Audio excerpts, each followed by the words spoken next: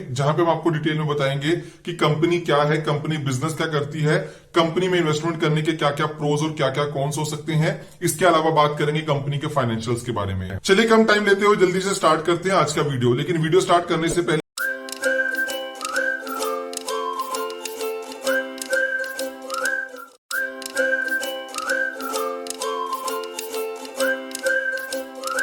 से बात कर लेते हैं कि कंपनी बिजनेस क्या करती है और कंपनी कितनी पुरानी है। Shyam metallics and energy limited, जो कि कंपनी का पूरा नाम है, कंपनी को 2002 के अंदर इनकॉर्पोरेट किया गया था और ये company integrated metal producer company है। अगर हम अलग अलग प्रोडक्ट्स की बात करें कि कंपनी क्या प्रोडक्ट मैन्युफैक्चर करती है, कि long steel products, iron pellets, sponge iron, steel billets, TMT, structural products, wire rods और इसके अलावा फेरो अलॉयज का मैन्युफैक्चरिंग करती है और जो सीधा जाके कस्टमर्स को बेचती भी है। अगर मैं फेरो अलॉयज के अंदर कैपेसिटी की बात करता हूं तो उसके अंदर कंपनी पूरे इंडिया के अंदर सबसे बड़ी कंपनी है।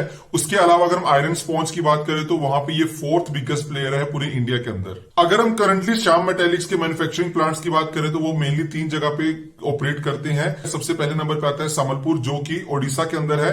उसके बाद जामुरिया और मंगलपुर, जो कि वेस्ट बंगाल के अंदर है। तो ये 3 लोकेशन के अंदर कंपनी की मैन्युफैक्चरिंग प्लांट्स हैं। अगर मैं कंपनी की इंस्टॉल कैपेसिटी की बात करूं तो दिसंबर 2020 के अंदर ये 5.71 MTPA थी, जिसको कंपनी बढ़ा के आने वाले टाइम में 11.6 MTPA पे लेके जाना चाहती है। और आने वाले टाइम में जो भी कंपनी एक्सपेंशन करेगी ये फाइनेंशियल ईयर 22 से लेके 25 के बीच में किया जाएगा। दोस्तों, इसके अलावा अगर हम Shyam metallics and energy limited की बात करते हैं तो कंपनी के पास कैप्टिव पावर प्लांट्स भी है, जिसकी टोटल कैपेसिटी 227 मेगावाट के आसपास की है। और आने वाले टाइम में एक्सपेक्ट किया जा रहा है कि कंपनी अपनी कैपेसिटी को 227 से बढ़ा के 330 से ऊपर ले जाएगी अगले 3 साल के अंदर। और दोस्तों, यहाँ पे अच्छी बात यह है कि जो भी श्याम मेटालिक की टोटल एनर्जी रिक्वायरमेंट होती है उसकी 80% of the requirement are met by their captive power plants. दोस्तों, इसके अलावा कंपनी टीएमटी बार्स और स्ट्रक्चरल प्रोडक्ट्स को एचसीएल ब्रांड के नाम से बेचती है पूरी मार्केट के अंदर। ये तो बात हुई दोस्तों कंपनी की। अब जल्दी से बात कर लेते हैं इंडस्ट्री के बारे में कि जिस इंडस्ट्री के अंदर कंपनी ऑपरेट करती है वहां पे पिछले कुछ टाइम के अंदर कैसा ग्रोथ देखा गया था और आने वाले टाइम में ग्रोथ कितना एक्सपेक्टेड है। दोस्तों, यहाँ पे अगर हम स्टील इंडस्ट्री के अंदर स्टील की डिमांड की बात करें तो वहां पे एक्सपेक्ट किया जा रहा है कि आने वाले कुछ सालों में वहां पे 5 to 6% का कंपाउंडिंग ग्रोथ देखा जा सकता है, क्योंकि गवर्नमेंट यहाँ पे काफी सारे इनिशिएटिव्स लेके आ रही है। जैसे कि कुछ इनिशिएटिव्स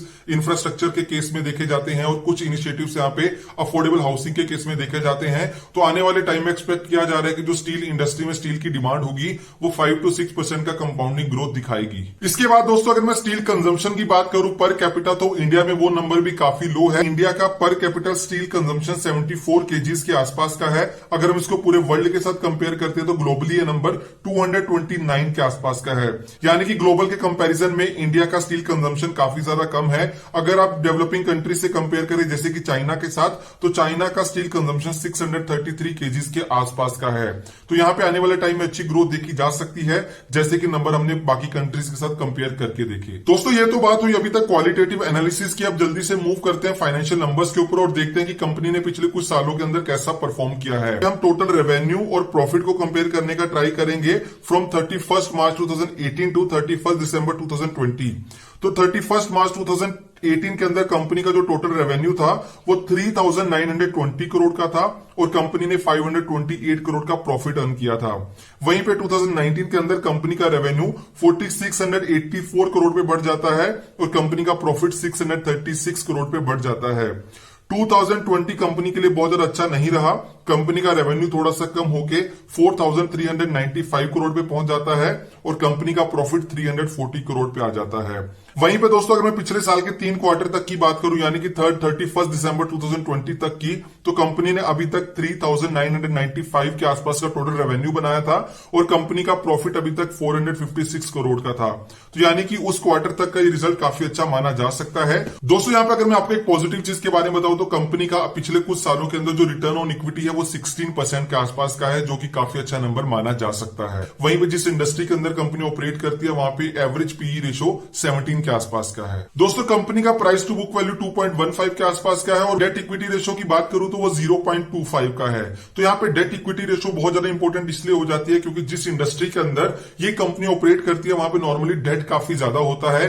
डेट हैवी इंडस्ट्री है, लेकिन उस इंडस्ट्री के अंदर ये एक ऐसी कंपनी है जिसका डेट काफी ज्यादा कम है, ऑलमोस्ट डेट फ्री कंपनी भी मानी जा सकती है। चलिए दोस्तों जल्दी से बात करते हैं इस कंपनी में इन्वेस्टमेंट करने के क्या क्या प्रोज और क्या क्या कॉन्स हो सकते हैं। स्टार्ट करूंगा प्रोज से। सबसे पहला प्रो है कि जिस इंडस्ट्री के अंदर कंपनी ऑपरेट करती है वहां पे एक्सपेक्ट किया जा रहा है कि आने वाले टाइम में काफी ग्रोथ होगी। जैसे कि हमने स्टील के केस में भी आपको बताया था कि वहां पे एक्सपेक्ट किया जा रहा है कि 5 to 6% का कंपाउंडिंग ग्रोथ देखा जा सकता है, क्योंकि आने वाले टाइम में इकोनॉमी भी ग्रो होगी, इसके अलावा अर्बनाइजेशन के अंदर भी ग्रोथ देखी जा सकती है। तो जिसकी वजह से ये सारे फैक्टर हैं जो बताते हैं कि इंडस्ट्री के अंदर आने वाले टाइम में काफी ज्यादा ग्रोथ फोरकास्ट की जा रही है बाय डिफरेंट एनालिस्ट। सेकेंडली दोस्तों जो कंपनी की लोकेशंस है वो काफी ज्यादा स्ट्रेटेजिकली लोकेटेड है, जिसकी वजह से कंपनी काफी ज्यादा एफिशिएंटली ऑपरेट कर पाती है। कंपनी की कॉस्टिंग, कंपनी को लॉजिस्टिक्स, कंपनी काफी अच्छे तरीके से अपनी कॉस्ट को मेंटेन करके रखती है। दोस्तों जो नेक्स्ट प्रो निकल के आता है वो कंपनी के फाइनेंशियल नंबर से निकल के आता है कि कंपनी के फाइनेंशियल नंबर्स पिछले कुछ क्वार्टर्स के अंदर काफी अच्छे रहे हैं। कंपनी का एबिटा मार्जिन 18% के आसपास का है। अगर आप उसको पिछले साल के सेम क्वार्टर से कंपेयर करेंगे तब वो नंबर 13% हुआ करता था।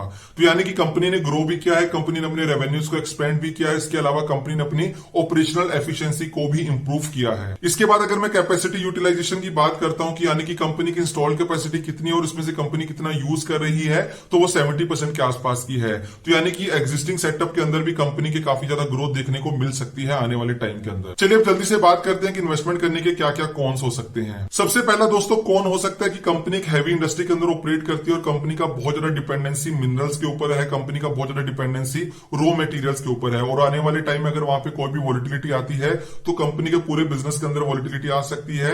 अगर वहां प्राइसेस बढ़ते हैं, फ्यूल का प्राइस बढ़ता है, तो कंपनी के मार्जिन आने वाले टाइम में कम हो सकते हैं। तो कंपनी इन सब रिस्क को कैसे मिटिगेट करती है वो एज ए इन्वेस्टर आपके लिए देखना बहुत ज्यादा इंपॉर्टेंट हो जाता है। दोस्तों जिस इंडस्ट्री के अंदर कंपनी ऑपरेट करती है वहां पे काफी बड़े बड़े ब्रांड्स है, जैसे कि टाटा स्टील, JSW स्टील। तो यहाँ पे काफी बड़ी बड़ी कंपनीज है जहां से कंपनी को काफी ज्यादा स्टिफ कॉम्पिटिशन मिलता है। तो आने वाले टाइम में देखना इंटरेस्टिंग होगा कि कंपनी उनके साथ कैसे कॉम्पीट करती है और कैसे अपने मार्केट शेयर को आने वाले टाइम में इंक्रीज करती है। तो दोस्तों ये थी हमारी आज की वीडियो श्याम मेटालिक्स के ऊपर। मैं उम्मीद करता हूं कि आपको ये वीडियो अच्छी लगी होगी। अगर आपकी वीडियो अच्छी लगी तो वीडियो को लाइक करें, कमेंट करके बताएं कि आपको क्या लगता है कि क्या आपको यहाँ पे बिड करना चाहिए या नहीं बिड करना चाहिए।